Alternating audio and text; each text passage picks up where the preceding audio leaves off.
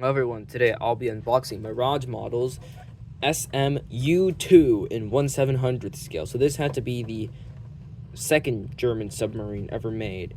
Looks like it's still Imperial German flag on there, so this has to be Imperial Germany. Alright, the box is quite deceiving of the actual size of the model. I'll actually have to zoom in a bit so you can actually see the parts well. Let me get everything out right here.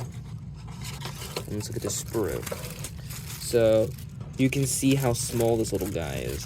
You've got the main hull is just this, it's tiny. You got the hull right there. That's little parts for the conning tower right there and the little radar.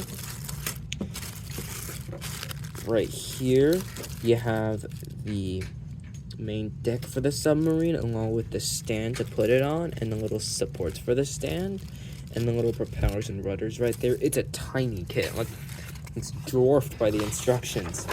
And you also got the decals right here. So you got Imperial German or Kriegsmarine. So here's some history behind the ship.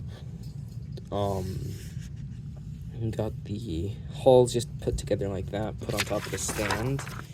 Then the deck is put on, propellers go there, along with the diving planes, and the superstructure and the dive net cutting thing has been put on there.